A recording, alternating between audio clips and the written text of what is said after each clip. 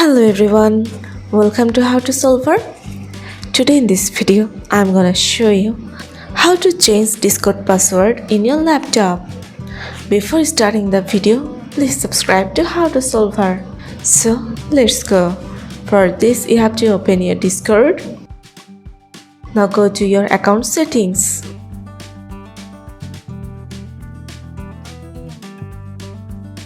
Go to my account and you will find here change password. You have to press on it.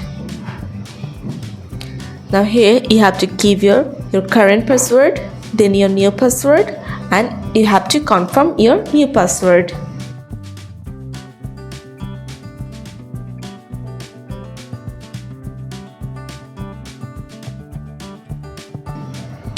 Now press and done. So this is how you can change your Discord password in your laptop. So guys, that's it. You can do this. I think this video is very helpful to you. If it was, then give a thumbs up and hit the subscribe button.